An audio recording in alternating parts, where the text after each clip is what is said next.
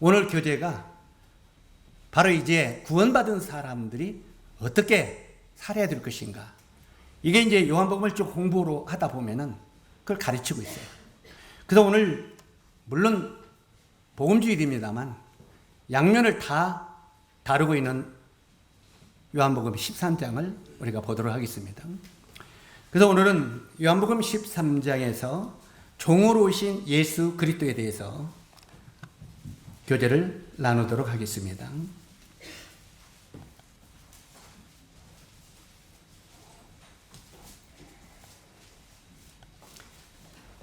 찾으셨습니까?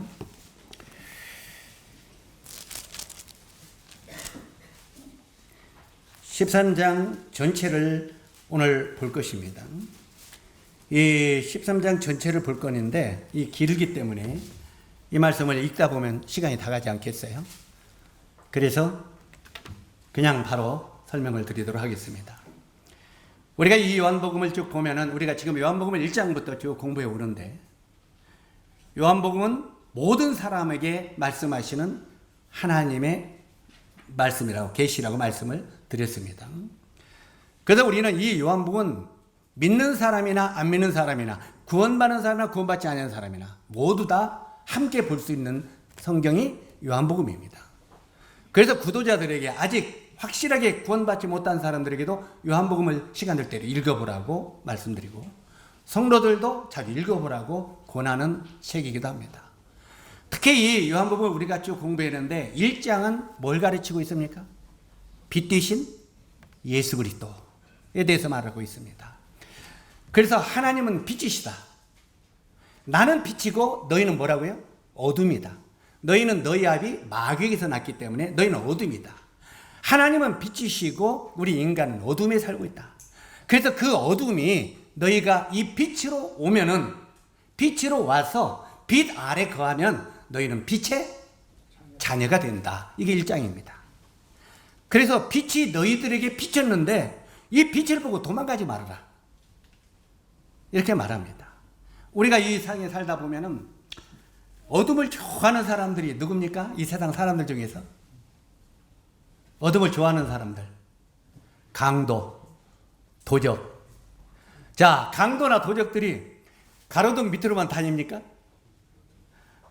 가로등 밑에 돌아다니고 또 이렇게 뭡니까?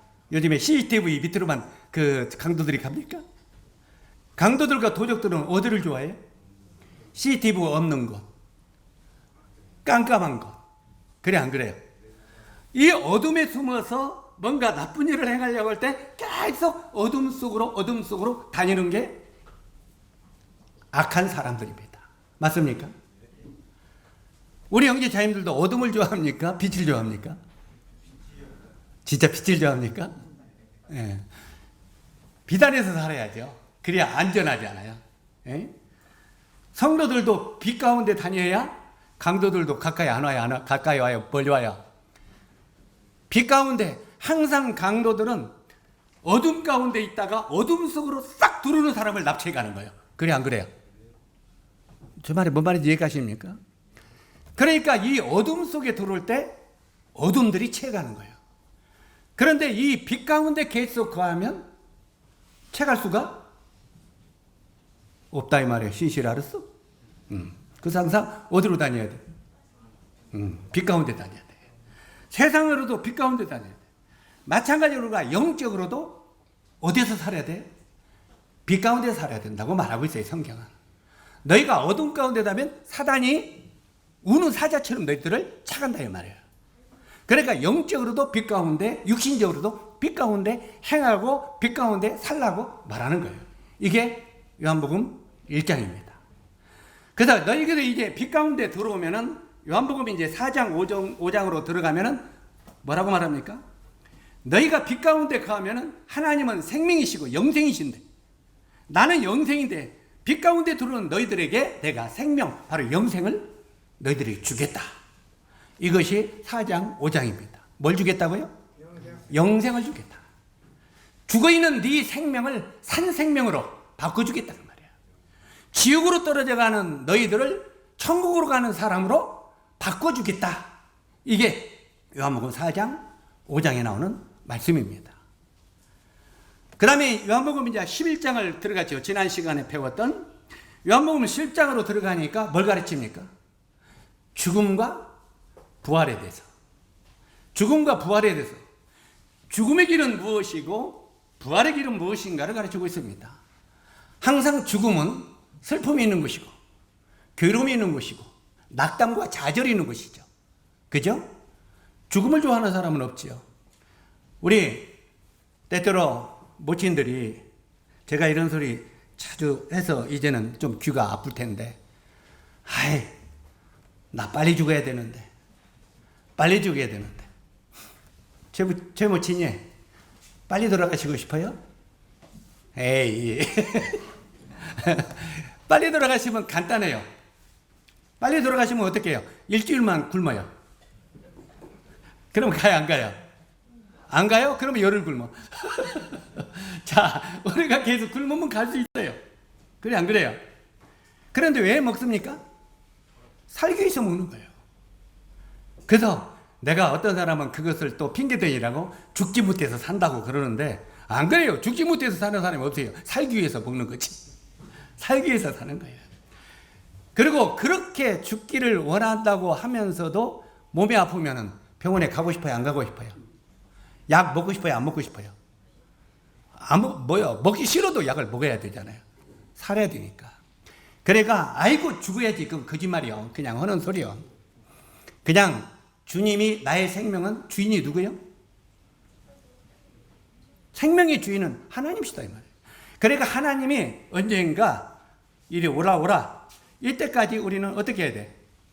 기다려. 그냥 기다려. 희운자님이 말하세요? 내가 먼저 가야지 되고, 주님 내가 갈 날이 언제예요? 한번 따라서요. 주님 저를 부르실 날이 언제입니까? 그리고 부르실 날을 부르시라고 그래. 그리고 그날까지 살아요. 그냥 먼저 가야 되는지 빨리 가야 되는지 그지만 그 거짓말이니까. 그냥 주님이 부르실 때 내가 가겠다고 그래요. 자, 이것이 실제로 이제 요한복음 11장에 나오는 말입니다. 죽음과 부활. 누구를 통해서 그걸 가르쳤습니까? 나사로를 통해서. 나사로를 통해서 죽음과 부활. 다시 말해서 복음으로 말하면 십자가의 죽음과 예수 그리스도의 부활을 실제로 11장에 말하고 있죠. 그러면서 이제 너희가 빛 가운데 들어오면 너희는 영생을 얻는다. 영생을 얻으면 너희가 어둠 속에 살 수도 있고 빛 가운데 살 수도 있다. 그런데 가능하면 너희는 이제 빛 가운데서 행하라. 그러면 너희가 어떻게 살아야 되느냐? 우리 마음 가운데 옛날 이 죽음을 통과해서 이제는 우리가 부활의 소망으로 들어가야 된다. 이것을 가르치는 게 11장까지 교훈입니다. 그러면 오늘은 이제 13장으로 들어가면은 뭘 이야기해야 되냐? 너희가 이제 생명을 얻고 영생을 얻고 부활의 소망을 얻었다면은 이제는 너희가 어떻게 살아야 되느냐? 다시 말해서 여기 이제 오늘은 예수님이 우리에게 어떻게 살아야 될 것을 가르치는데 그 가르치는 큰 제목이 종으로 살아라 이걸 가르쳤어요. 뭘로 살아라고요? 너희들은 종으로 너희가 생명을 얻고 너희가 구원을 얻었으면 그 다음에 어떻게 살아라고요? 종으로 살아라. 종으로. 바로 그래서 먼저는 주님이 내가 너희들을 종으로 살아라고만 말하지 않는다. 그러면요 내가 먼저 종으로 살아가는 것이 무엇인지를 너희에게 본을 보여주겠다 이 말이에요. 이게 가시죠? 바로 예수 그리스도 그분이 내가 종으로 살아가는 삶, 정말 새 생명을 얻고 부활의 소망을 가진 산소망을 가진 자들이 종으로서 섬기는 삶이 무엇인지를 내가 먼저 모범으로 너희들에게 보여주겠다 이렇게 말합니다. 그래서 바로 지난주 11장에는 생명의 주 예수 그리스도에 대해서 말씀을 드리면서 내가 부활이요 생명이다. 누구든지 나를 믿는 자는 영생을 얻었다. 이걸 말씀하셨습니다. 그런데 그가 이 생명의 주님이신데 그가 자기 땅에 오매 생명의 주님이 예수님이 하늘에서 그 영광을 버리고 자기 땅 이 세상에 오매 자기 백성이 그를 영접지 아니했다고 말합니다. 바로 이 하나님께서 죄 가운데 살다가 멸망 지옥으로 떨어지는 인간들을 빛으로 구원시키려 오셨는데 내가 너희를 구원시키고 너에게 영생을 주겠다고 오셨는데 그가 영생을 가지고 오셨는데도 그를 영접했다, 안 영접했다? 안 영접했다는 거예요. 그가 자기 땅에 오매 자기 백성이 그를 영접지 아니하였다고 말하고 있습니다.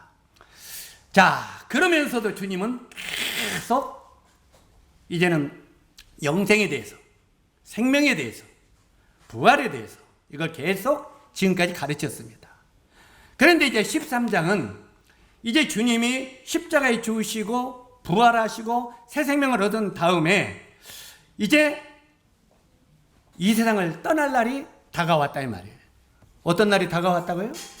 예수님이 떠날 날, 이 세상을 떠날 날이 다가오자 이제는 세상에 남겨진 그리스도에게 속한 자들, 제자들이죠. 그러니까 많은 사람이 전부 제자 되기를 원했는데 예수님이 오셨을 때는 12제자와 그 다음에 70인의 제자와 그 다음에 120인의 제자 몇 명 있었죠. 여러 이제 그런 제자들이 몇 명 있는데 내가 너희를 빛 가운데 내가 거하려고 내가 너희를 생명을 주려고 왔다. 그런데 그렇게 오라고 했는데도 소수의 사람들이 하나님의 빛 가운데 들어가게 됐다 이 말이에요. 그런데 주님이 이제 이 땅을 떠날 때가 됐는데 이제는 믿지 아니한 사람들은 이제 너희들에게 맡기고 이 나를 믿고 이 영생을 얻은 구원받은 너희들에게 이제는 내가 남겨질 말이 있다. 부탁하는 말이죠. 우리가 때때로는 부모들이 이 땅을 떠날 때 자녀들에게 유언을 남기잖아요. 이렇게 너희들이 했으면 좋겠다고. 에? 바로 야곱이 죽을 때 12자식들에게 일일이 유언을 남기는 것처럼 바로 우리들도 이 유언을 남기는데 우리 주님이 이 땅을 떠날 때 자기에게 속한 자들에게 뭔가 남겨주기를 원하는 마음이 있었다 이 말입니다. 실제로 제자들을 그러면서 이 세상에 남겨진 그리스도에게 속한 자들과 함께 하시고 그 다음에 가르치는데 전무하셨습니다. 그리고 주님은 자신이 죽은 후에 제자들이 해야 할 사역에 대해서 내가 이제 하늘로 올라가면 너희들만 이 땅에 남겨준다. 그러면 너희들이 어떤 사역을 하게 되냐? 너희들은 이런 사역을 해야 되지 않겠느냐? 이렇게 말씀하셨습니다. 그리고 이 13장에 생명을 얻은 그리스도인들에게 세 가지 중요한 교훈을 말씀하시고 떠나셨습니다. 그 그리스도인들에게, 구원받은 그리스도인들에게 남겨진 이 세 가지의 말은 굉장히 오늘날 우리들에게 중요한 교훈이다 하는 말입니다. 자, 그러면 첫 번째, 세 가지 중요한 교훈을 남기셨는데 첫 번째 교훈이 뭐냐 그 말이에요. 첫 번째 교훈은 겸손에 대한 교훈을 가르치고 있는 걸 보게 됩니다. 겸손.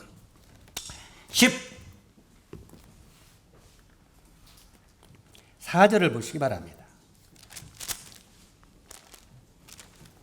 14절부터 내가 주와 또는 선생이 되어 너희 발을 씻었으나 너희는 서로 발을 씻어주는 것이 옳으니라. 내가 너희에게 행한 것 같이 너희도 행하게 하려 하여 본을 보였노라. 자, 주님이 첫 번째 교훈을 겸손에 대한 교훈을 가르쳤는데 이제 내가 너희를 발을 씻겨준 것처럼 너희들도 서로 어떻게 하라고요? 발을 씻기면서 섬기는 자가 되었으면 좋겠다. 이것을 교훈하고 계십니다. 우리가 잘 아는 대로 그 당시 팔레스타인은요, 이 팔레스타인 지역에는 노예들이 많았습니다. 노예들. 이 노예들은 손님들의 발을 노예들이 꼭 씻겼습니다. 그 손님들이 이렇게 오면은 그 집 주인이 손님들의 발을 씻기는 게 아니라 그 집 종들, 노예들이 그 손님들의 발을 씻겼습니다. 발을 씻기시고 옆구리에 발을 씻기고 옆구리에 수건을 가지고 그 손님들을 발을 닦고 그 다음에 안방으로 영접해 주는 일을 누가 했다고요? 노예들, 종들이 했다는 말입니다. 그런데 이 주님은 바로 이 종의 위치에서 섬기는 본을 보여주셨습니다. 종들이나 하는 일을 우리 주님이 모범을 보이셨다 이 말입니다. 주님이 바로 이런 종의 위치에서 섬김의 본을 보이시고 제자들도 서로 발을 씻기며 겸손해야 된다고 하는 것을 가르치는 것입니다. 자, 주님이 이제 이 땅을 떠나면서 제자들에게 세 가지 교훈을 남기면서 첫 번째 교훈이 이렇게 섬기는 종의 교훈을 이렇게 가르쳤는데, 우리들은 동일하게 주님의 제자가 되었다면 이 말씀을 그 당시 제자들만 받은 게 아니겠죠. 누구도 받아야 돼요. 우리들도 동일하게 이 말씀을 받아야 됩니다. 왜 주님이 이 제자들에게 종이 되어야 됨을 먼저 가르쳤겠습니까? 그것은 그 당시에 이 제자들 중에는요, 누가 크냐 싸움들이 계속 많았어요. 이 제자들이. 우리가 특별하게 누가복음 22장 24절 이하의 말씀을 보면 또 그들 사이에 그 중에 누가 크냐 하는 다툼이 난지라. 자, 특히 누가 크냐고 다툼을 한 사람이 누굽니까? 누가 크냐? 제자들 중에 야고보와 요한입니다. 베드로는요, 아예 수제자로 먼저 뽑혀서 그랬는지 베드로에게 시비 거는 사람은 없더라고요. 왜? 베드로 성경은 우리 가운데 수제자니까 다 인정을 한 것 같아요. 그 당시 제자들도. 그런데 그 다음에 2인자 3인자가 누구냐, 요게 관심이 많았던 것 같아요. 우리 사람의 마음속에는 2인자 3인자가 누구냐, 여기에 관심이 굉장히 많은 거예요. 그래서 이 야고보와 요한이 누가 크냐 하고 자꾸 다퉜습니다. 그러면서 먼저는 우리가 잘 아는 대로 야고보와 요한이 예수님 앞에 뭐라고 말합니까? 주님, 예루살렘에 올라가시거든 우리 두 형제간을 하나는 주님의 우편에 하나는 주님의 좌편에 앉게 해주시죠 그랬어요. 자, 주님이 예루살렘에 올라가면 우리를 거기에 앉게 해달라는 말은 주님이 예루살렘에 올라가면 뭐가 된다는 말이에요? 왕이 되기를 기다리고 있었다 이 말이에요. 그 당시 유대인들은 전부 다 왕으로 오실 분을 기다리고 메시아를 기다리고 있었기 때문에 이 제자들은 예수가 틀림없이 메시아라고 믿었다 이 말이에요. 그러면 그 메시아가 예수님이 예루살렘에 올라가면 왕이 될 거라고 하는 믿음이 있었다 이 말이에요. 그러면 예수님이 왕이 되면 그 밑에 신하들이 있어요 없어요? 신하들이 있는데 누가 영의정이 되고 누가 우의정이 되고 누가 좌의정이 되냐 이 말이에요. 여기에. 그러니까 이미 영의정 자리는 베드로 성령에게 맡겨졌으니까 의정과 좌의정 자리를 서로 앉게 해달라는 거예요. 서로 앉게 해달라고 했을 때 주님이 하도 답답하니까 대답을 안 씁니다. 그러니까 이 제자들이 어머니한테 청탁을 했죠. 어머니에게 청탁. 어머니, 우리가 이렇게 예수님한테 청탁을 해도 예수님이 들은 채도 안 해. 그러니까 어머니가 대신 청탁을 해요. 그래, 자식을 위해서 못 해줄 부모 어디 있어요? 그래, 너희들이 잘 된다는 내가 뭘 못 오겠냐 하고, 주여, 주님이 예루살렘에 올라가면 우리 저 두 아들 우편과 좌편에 앉게 해주시죠. 이렇게 말합니다. 그러니까 주님이 그 어머니, 야고보와 요한의 어머니에게 뭐라고 말합니까? 너희가 내가 마실 쓴 잔을 과연 마실 수 있겠느냐 말합니다. 뭘 마실 수 있냐고요? 내가 마실 쓴 잔을 너희가 과연 마실 수 있겠느냐? 그런데 이제 어머니가 저쪽에 청탁하고 있는데 야고보와 요한이 가만히 듣다 보니까 너희가 과연 내가 마실 쓴 잔을 마실 수 있겠느냐 하니까 쏜살같이 쫓아갔더니 예, 마실 수 있나이다 그랬어요. 예수님이 마시라면 뭐든지 마시겠습니다. 이 쓴 잔이 뭔지도 모르고 내가 기꺼이 마시겠다. 주님이 그걸 보고 하도 기가 막히니까 뭐라고 했습니까? 그래, 너희들이 지금은 그걸 마실 수 없지만 앞으로는 그게 뭐야? 나중에 제자들이 어떻게 죽을 것이라는 것을 간접적으로 예표하는 장면이죠. 자, 그렇게 이제 권하는데도 주님이 확답을 안 씁니다. 내가 마실 수 있는데도 그 결론을 말하지 않지요. 자, 그때 이제 이 제자들이 서로 누가 크냐 이런 다툼이 일어나니까 예수님이 그 당시에 하늘나라에서 큰 자가 되고자 하는 자는 어떤 자가 되라고 했습니까? 남을 섬기는 자가 되고 종이 되어야 하리라 이렇게 말합니다. 하늘나라에서 큰 자가 되기 위해서는 종이 되라고 말합니다. 우리 마음속에 항상 이 종은 그 당시 팔레스타인의 문화적인 배경을 볼 때 항상 종은 굳은 일에 먼저 앞장서는 사람입니다. 그래 안 그래? 그래 안 그래요? 그냥 주인의 기분을 좋게 하려고 그냥 모든 일에, 굳은 일에는 앞장서는 게 종들이 하는 일입니다. 하늘나라에서 너희들이 큰 자가 되기 위해서는 남을 섬기는 자가 되고 그 다음에 남의 종이 되어야 하리라. 우리가 항상 이 말씀 하나만 가지고도 깊이 묵상할 수 있는 시간이 됐으면 좋겠습니다. 적어도 우리 형제 자매님들이 자, 내가 이 주님 앞에, 하나님 앞에 내가 종이 되는 길은 무엇일까? 내가 다른 사람을 어떻게 섬기는 자가 될까? 여기에만 계속 관심을 가져도 답이 나오겠어요? 안 나오겠어요? 우리 형제 자매님들도 정말 하나님의 나라에서 큰 자가 되기를 위해서는 주님이 종이 되라고 말합니다. 그리고 섬기는 자가 되어야 된다. 섬기는 자가 특별한 겁니까? 섬기는 자가 특별한 거예요?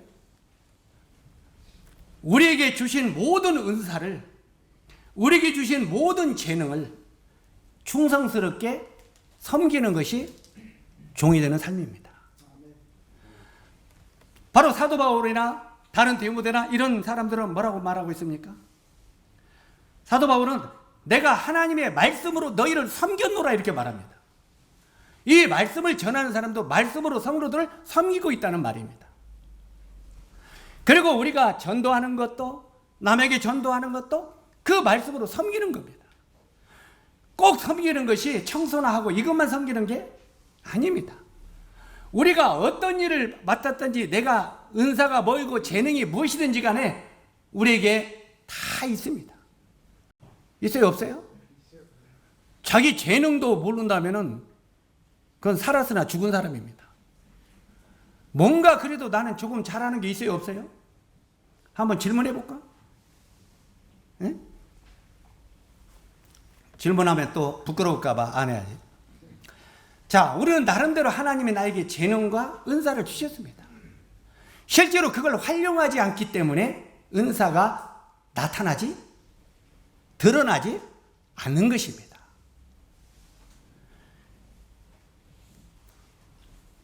우리 죄송합니다. 자꾸 입이 근질근질해서 말이 나오려고 입이 나와야 이름이 나오네. 우리 성한 형제가 물을 떠오는데 잘 섬기고 종으로서 섬기더니 요즘에 또 뚝끝이었어요.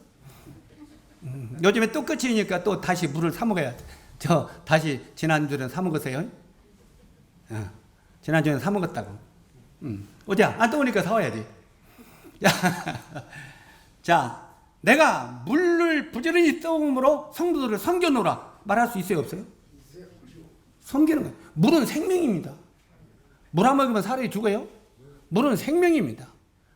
내가 물로 성도들을 섬겨놓으라, 이 종으로서 성도들을 섬겼다는 말 돼요, 안 돼요? 아무것도 없고 그것만 해도 섬기는 종으로 삶을 사는 거예요. 근데 그 다음에 뭐가 따라야 돼요? 맡겨온 자들에게 구할 것은 충성이니라. 이게 중요한 거예요. 여기까지죠. 그냥 말하면 한두 번 하다가 그 다음에 일본말로 사연나로 하지 말고 끝까지. 그렇기 위해서는 항상 둘러봐야 돼요, 안 둘러봐야 돼요? 둘러봐야 되죠. 식사를 할 때나 어디 물이 얼마나 남았는가 쓱 한번 둘러보고, 빈병은 얼마나 되는가 둘러보고, 이게 할 일인 거잖아요. 그래 안 해요?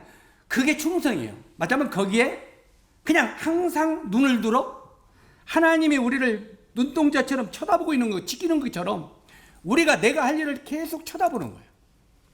청소도 마찬가지고 어떤 부분에도 우리가 맡은 일을 충실히 쳐다보고 있을 때 그 할 일이 떠오르는 거예요.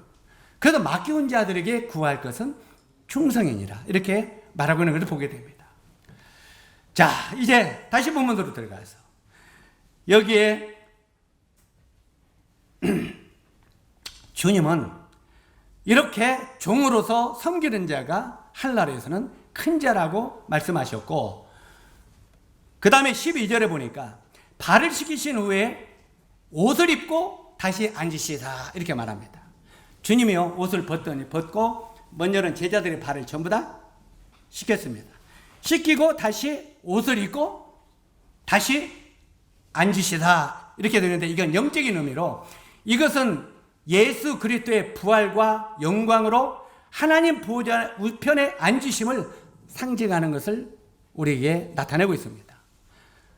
바로 이 제자들 앞에 옷을 입고 앉으셨다는 말은 우리 주님의 보좌 우편에 그분이 앉으실 것을 그림자같이 보여주시는 내용이라는 말입니다.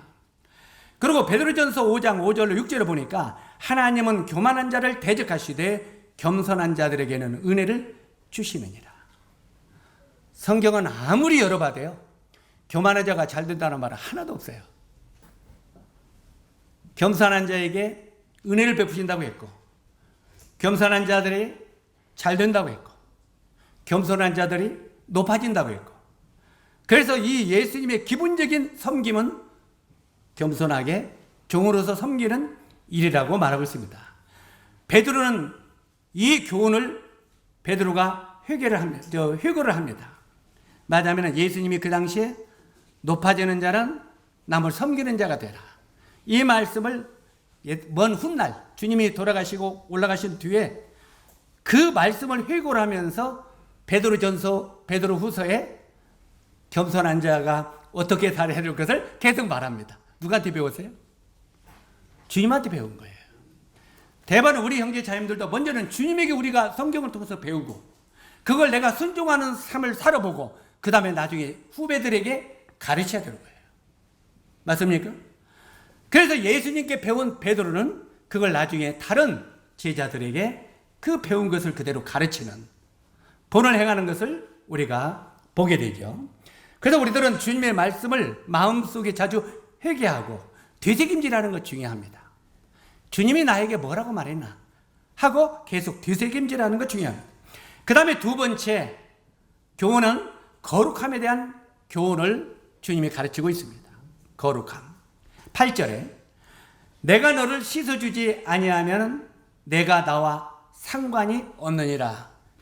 베드로에게 예수님이 이렇게 말하죠. 뭐라고 했다고요? 내가 너를 씻어주지 아니하면 내가 나와 상관이 없다. 상관이 없다는 말은 네가 나와 교제가 없는 사람이다 이 말입니다. 항상 우리는 예수 그리스도 하나님과 교제를 하는 성도가 되어야 됩니다. 교제. 우리 제일로 피곤한 게 뭐냐면 부자 간에 모녀 간에 대화가 끊기는 겁니다. 그래 안 그래요? 성도 간에도 마찬가지입니다. 성도 간에도 대화가 끊기는 것은 굉장히 힘든 겁니다. 때때로는 아무 말도 제가요 우리 용주 형제하고 어떤 일이 있어서 내일부터 대화 끝 그래가지고 만나거나 헤어지거나 아무 말도 안 해. 한 달이 되는가 두 달이 돼도 서로 대화를 안 해. 날마다 내 마음 평안해 하고 찬송하겠어요? 아니죠. 정말 힘든 거죠. 그래서 하나님이 우리에게 원하는 것은 교제입니다. 교제. 이 교제가 잘 될 때 너와 나와 관계가 잘 이루어진다 이 말입니다.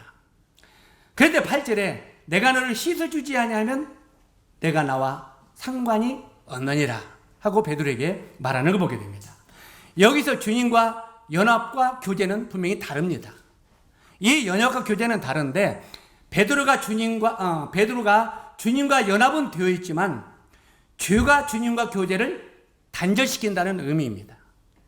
다시 말해서 우리가 구원받으면 우리 모든 죄사함을 받아야 안 받아요? 받습니다. 그러면 그 다음에 죄를 져야 안 져요? 왜 질까요? 죄 용서 다 됐는데. 그래서 이 바구스 그분들은 뭐라고 했지만 예수님 우리 죄를 다 용서했기 때문에 앞으로 내가 참 죄를 졌다, 참 죄인이다 이렇게 말하면 그 사람은 아직 구원받지 아니한 사람이라고 말합니다. 이건 굉장히 위험한 것이죠. 실제로 이 구원에는 3단계가 있다고 말씀드렸죠. 첫 번째 구원은 뭐겠습니까? 첫 번째 구원은 우리가 심판에서 형벌에서 구원을 받는 겁니다. 예수님이 이미 십자가에서 우리 죄를 위하여 형벌을 받았어요, 안 받았어요? 이미 받아주었기 때문에 우리가 죄의 형벌에서 구원을 받았다는 말이에요. 이해 가십니까? 그러니까 하나님 앞에 우리가 형벌이 있어요, 없어요? 형벌이 없어요. 형벌은 없습니다. 왜? 예수님이 대신 받아줬기 때문에. 이것을 바로 죄의 형벌에서 구원받았다고 하는 거예요.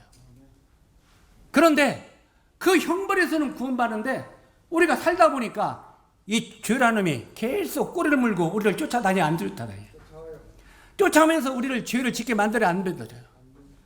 그래서 이것을 이제 2단계 구원, 그걸 뭐라고 했다고요? 기억하십니까? 몇 번을 이야기했으면 이제 어느 정도 알아야 되는데, 이제는 실제로 그 다음에는 이제 이 죄를 주님 앞에 자백하면서 씻어야 되는 거예요. 이것을 발을시킨다고 하는 의미예요. 다시 말해서 지금 예수님이 제자들에게 뭐라고 말합니까? 자, 너희가 모욕을 한 사람은 깨끗하다고 안 깨끗하다고? 깨끗하다고 했죠. 그러니까 예수님이 십자가에서 우리 죄를 위하여 심판을 대신 받으신 것은 우리가 모든 죄에서 깨끗하다 이 말이에요. 그런데 우리가 바이님 모욕으로 나왔어. 그냥 기분 좋다고 나왔죠. 그런데 집에 오다 보니까 차를 타서 내려다 오다 보니까 비가 와서 쭈죽쭈죽해. 오다 보니까 시궁창문에 발이 부탁 빠졌어요. 에이, 발이 금방 모이고 하는데 발이 빠졌냐 안 빠졌냐. 자, 그 발에가 이게 식탁물이 묻었을 때 집에 그냥 와서 이불 속에 들어가 잡니까? 내가 발 이게 젖었으니까 물 다시 끓여. 나 모욕 다시 해야겠다. 그래요? 발만 씻죠. 뭔 말인지 이해가죠. 자, 이것은 성경에 여러 모양으로 우리에게 가르치는데, 구약의 성막을 주님이 우리들에게 가르쳤을 때 성막에 노제단이 있어요, 없어요? 자, 이 성막의 바깥에 노제단이 있죠? 거기에 우리 죄를 위하여 염소를 잡거나 양을 잡으면 거기다 안수해야 안 해요? 제사장이 그것도 안수시키고 그 양이나 염소가 노제단에서 죽어요. 그러면은 이제 내가 그 염소에게 양에게 안수했기 때문에 내 죄가 양에게 염소에게 넘어간 거예요. 그래서 이 양은 대신 번제단에서 죽었어요. 그러면 내 죄를 용서받았어요, 안 받았어요? 심판에서는 내가 구원을 받았다 이 말이에요. 그런데 그 성막의 바깥에는 땅에는 흙이에요. 완전히 그 융단이요. 흙이에요. 그러니까 이제 그 죄사를 받았어도 이렇게 달아다니면은 손과 발에 먼지가 묻어요, 안 묻어요? 묻으니까 하나님께서 그 노제단, 물두멍을 만들어 놓고 거기서 손발을 씻으라고 한 거예요. 우리 죄가 그 어린 양으로 속죄함을 받았지만 우리가 이 세상을 살면서 짓는 죄들을 바로 물두멍에다 씻으라. 그래서 너희가 발을 씻기지 하냐면 나와 상관이 없는 일이라 그래. 그러니까 베드로가 주여, 그러면 내 통째로 다시 씻겨주십시오 그러잖아. 그러니까 이 모욕한 자는 다시 그 모욕할 필요는 없다. 발만 씻으면 된다. 뭔 말인지 이해가죠? 그러니까 이게 이제 우리가 정말 죄 사함을 받고 하나님의 백성이 되었어도 그 다음에 따라다니는 이 죄의 먼지가 바로 묻었을 때 이걸 주님 앞에 자복하라. 이렇게 말하는 것입니다. 그래서 주님께서는 바로 이 주님과 연합과 교제는 분명히 다르다는 것입니다. 이 연합은 십자가의 구속을 통해서 우리가 그리스도에게 속한 자가 되어 있고, 그 다음에 그 교제는 이제 이 죄를 계속 물두멍에 씻을 때 하나님과 교제가 지속된다는 것입니다. 우리 신실이가요, 평상시 죄가 없어. 그때는 학교 갔다 오거나 이제 큰 애에 이런 비유를 다니까 좀 거시기 한데, 이제 우리 이제 나올 때만 엄마 아빠한테 큰 소리 치면서 노래 부르면서 와요, 안 와요? 그런데 어느 날 돈이 쓰고 싶어서 엄마 지갑을 뒤져보니까 거기에 이제 한 5만 원짜리를 빼서 썼어. 그 다음부터는 엄마와 관계가 뭔가 끊어져 안 끊어져요. 엄마가 아무 말도 안 해요. 이게 아는 거야 모르는 거야? 아는 거야 모르거나 하는데도 마음은 부담이 있어요, 안 됐어요? 그러면 그때부터 엄마 나 학교 갔다 왔다 뭐 좀 줘, 이 말이 나와요, 안 나와요? 교제가 끊긴다 이 말이에요. 교제가 단계될 때 그것을 풀으려면 어떻게 해요? 무릎 꿇고 자복해야 돼. 자, 한 가지 우리가 알 것은, 이 말을 오해는 하지 마세요. 천주교 같이 그것을 변상하는 건 아니야. 천주교는 고해성사람으로서 그 돈 훔쳐간 거 4배를 갚아야 돼요. 고해성사. 그런데 엄마한테 자백을 해도 씨가 돈이 있어요, 없어요? 요즘엔 돈 벌으니까 뭐 있어요 이렇게 대답할 수 있어요. 얘들한테 옆에 있는 은혜한테 이야기를 해야 맞겠다. 자, 그걸 갚을 능력이 없을 때 엄마 내가 하도 친구들하고 뭐도 없어서 엄마 주머니에 내가 500을 가져가서 썼다고. 잘못했다고. 그러면 이제 물론 신실히 엄마는 좀 독해서 너 나중에 직장 가면 다 갚아 이렇게 할 수도 있을 수 있어요. 그러나 새끼들한테 썼다면은 다음부터 그러지 마. 이제 그냥 어떻게 몰래 훔치가 말을 않고 말려야지. 그래 안 그래요? 그리고 그걸 풀고 자백하고 고백하면 그 다음에 교제가 풀어져요 안 풀어져요? 이게 바로 이걸 교제라고 하는 거예요. 연합과 교제가 다르다는 말은 그 말이에요. 바로 죄사함을 받았을 때는 주님 앞에 연합이 되는 거고 바로 이 죄를 자복하지 않으면 교제가 단절되는 거예요. 엄마와 자식한테 교제가 단절되는 거예요. 그래서 이것을 성경에 요한 1서에 보면은 계속 뭐라고 했어요? 요한 1서 9장에 같은 데 보면은 너희 죄를 하나님께 자복하라. 그러면 그분은 의로우시고 미쁘시다. 너희 죄를 기억도 안 하신다. 이렇게 말씀하고 있는 것입니다.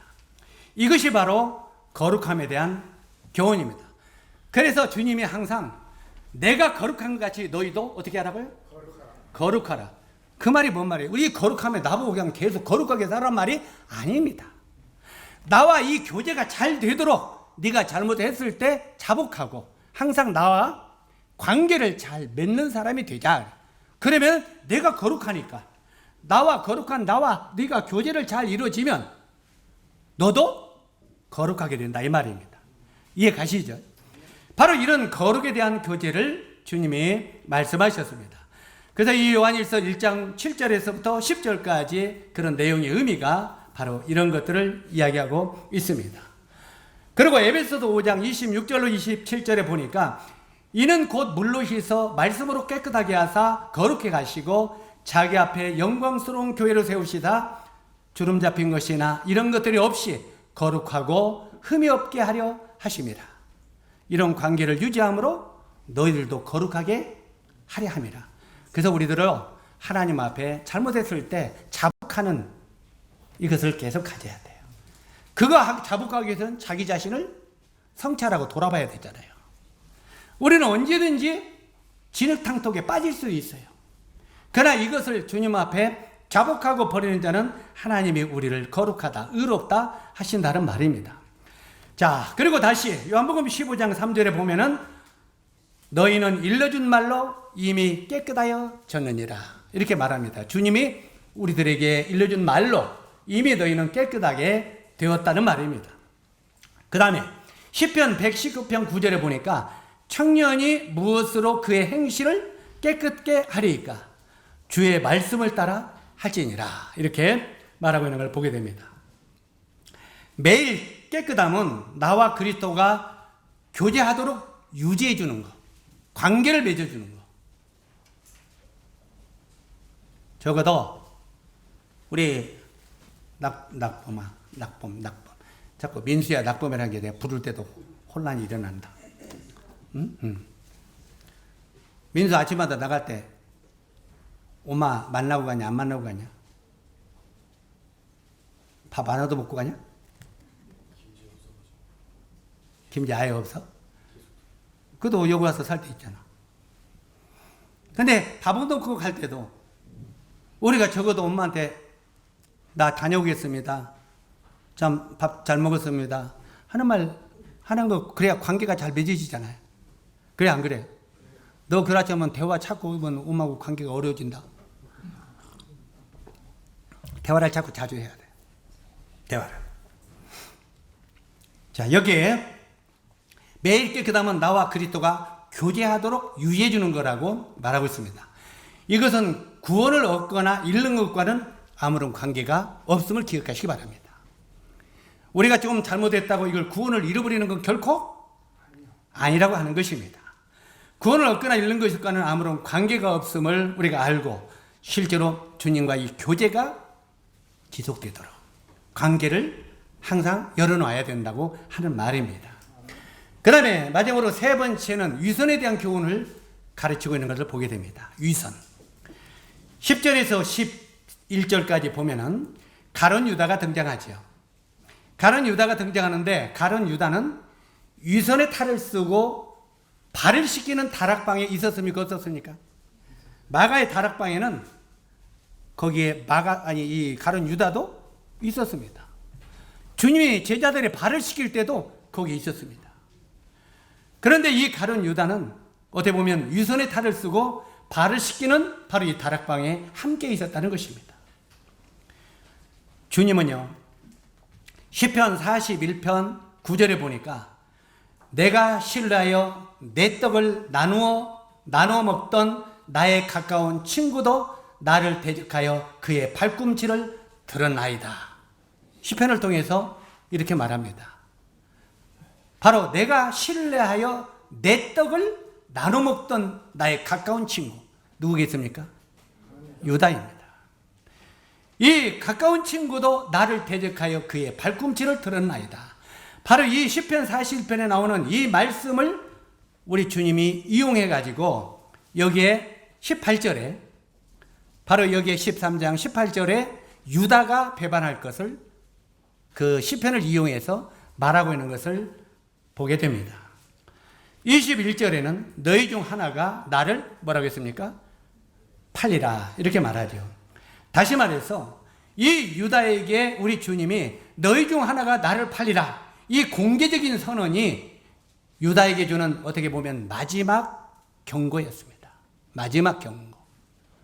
그러니까 그때까지도 우리 주님은 가룟 유다가 회개하여 돌이키기를 원했을 것입니다. 그런데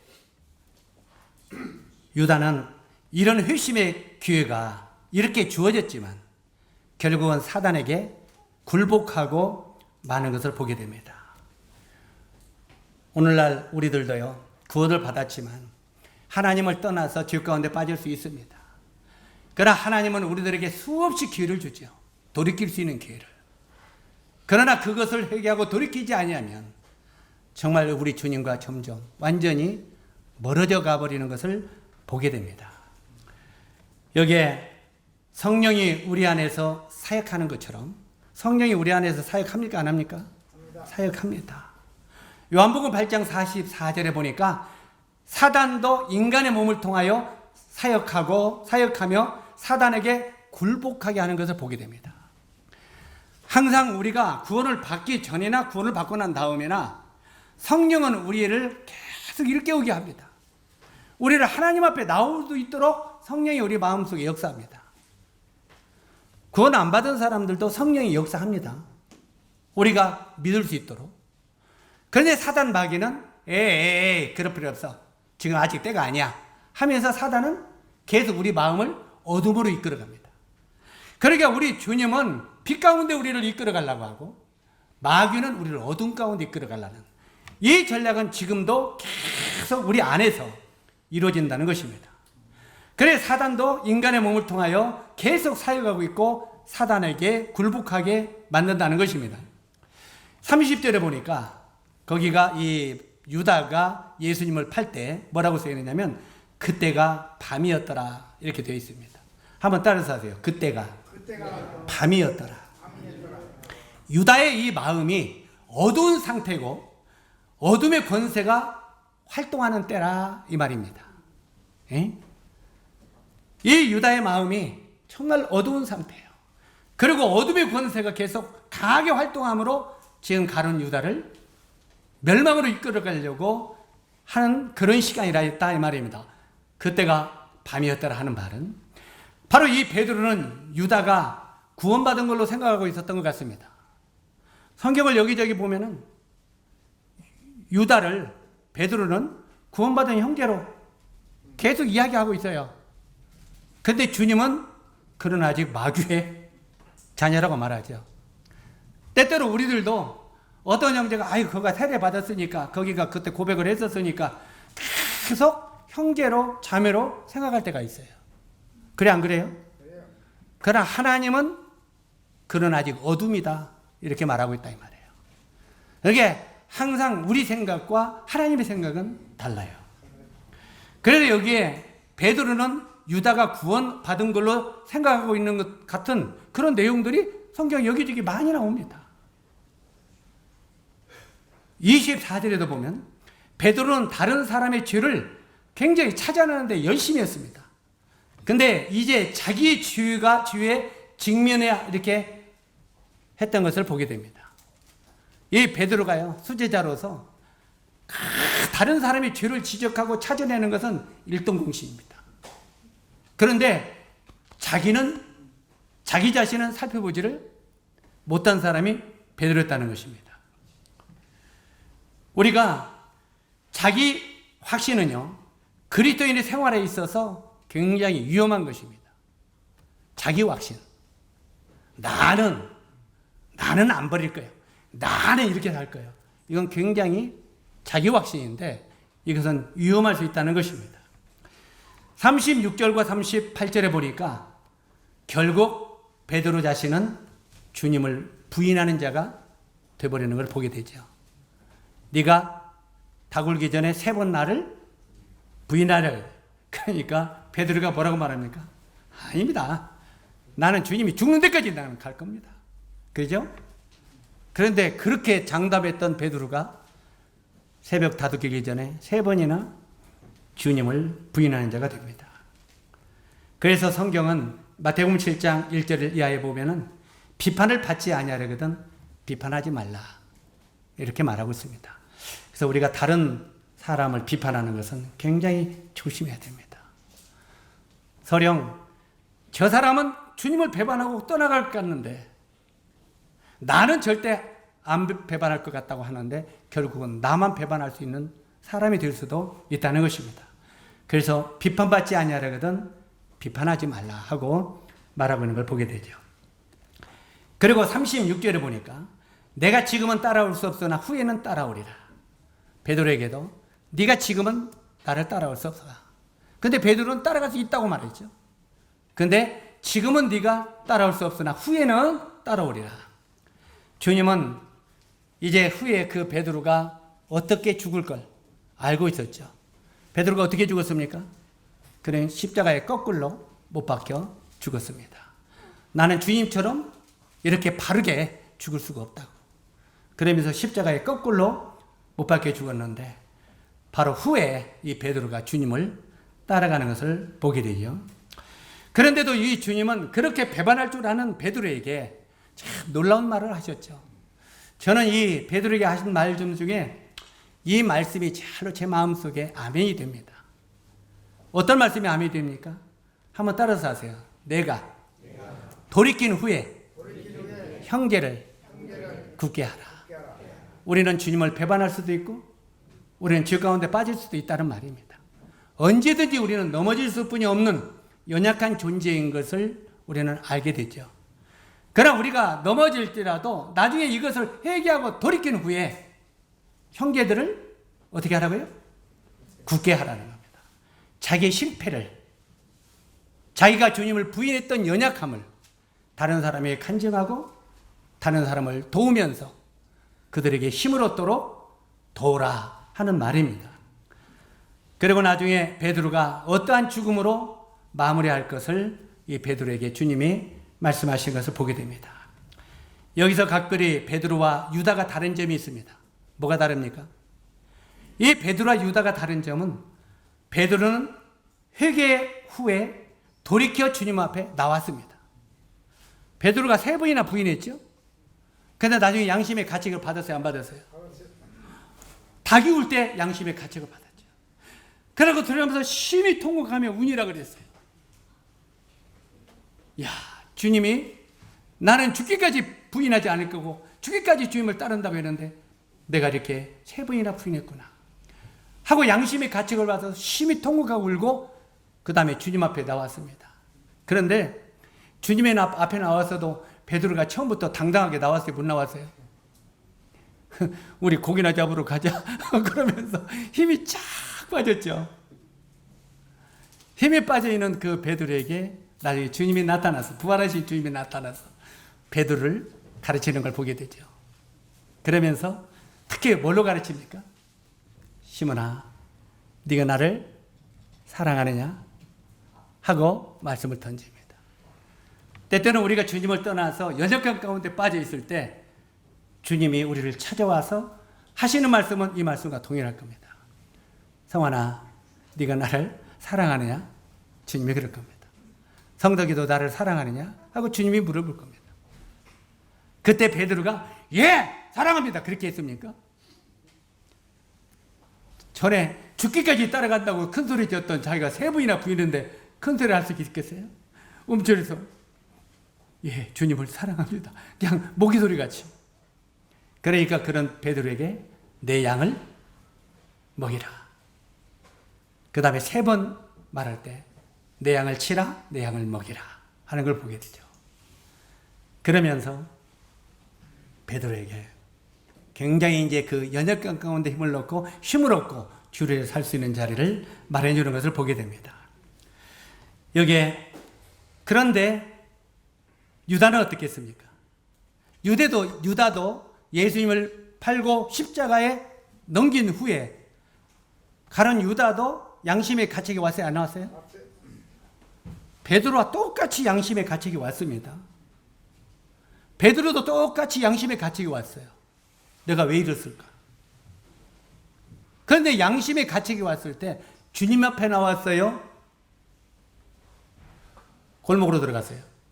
어두운 골목으로 들어갔습니다. 골목으로 들어가가지고 야채의 가책을 갖고 나서 제사장을 찾아갔죠. 대제사장을. 자, 베드로는 회개한 후에 예수님께 찾아갔고 유다는 회개한 후에 인간적인 대제사장이 찾아갔습니다. 그때 제사장은 유다에게 해결할 길을 전해주세요? 안 전해줬어요? 네가 죄인지 네가 책임지라 그랬죠. 네가 죄인지 네가 책임지라. 그런데 주님 앞에 찾아간 베드로에게는 내 양을 먹이라, 내 양을 치라 하면서 그에게 놀라운 은혜를 베풀어 주셨습니다. 우리들도 항상 어떤 잘못을 범했고 주님을 떠난 그런 것들이 우리 양심에 갇히게 올 때 우리는 주님 앞에 나가 엎드려야 됩니다. 그러면 주님은 우리가 얼만큼 죄를 졌을 때 70번씩 7번 죄를 졌을지라도 그것을 다 용서하신다고 말했습니까? 안 했습니까? 이게 우리 주님이십니다. 그래서 이 주님 앞에 나와서 실제로 섬기는 삶을 살라고 하는 교훈을 우리에게 주고 있습니다. 그래서 우리가 이 세상을 살면서 유다의 길을 걸을 수도 있고 베드로의 길을 걸을 수도 있다는 것입니다. 똑같이 우리는 실수도 알고 잘못 가운데 들어갈 수도 있다는 겁니다. 그러나 우리가 돌이킨 후에 주님 앞에 나갈 것인가 아니면 세상에게 나갈 것인가 이런 것들을 기피하고 주님 앞에 나와서 항상 우리가 새로운 그리스도인의 삶을 살게 되기를 바랍니다. 이 말씀이 우리 형제 자님들에게 축복이 되기를 바랍니다. 기도하겠습니다.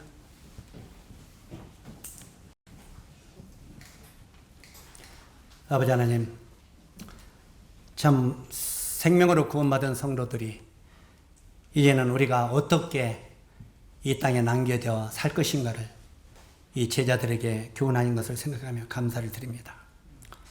참 주님, 이 땅에 그 3가지 제자들에게 교훈을 남기시고 너희는 먼저 겸손하라고 가르치고 또 너희는 거룩하라고 가르치고 또한 너희는 이제 유선에 속하는 자가 되지 말라고 이렇게 우리들에게 동일하게 또한 교훈하는 것을 감사를 드립니다. 우리가 베드로처럼 또한 유다처럼 언제든지 실수할 때도 있고 정말 우리 주님을 떠날 때도 있지만 회개하고 우리 주님 앞에 돌아가 참된 삶을 얻는 또 새롭게 살아가는 저희들이 되도록 힘주시기를 원합니다.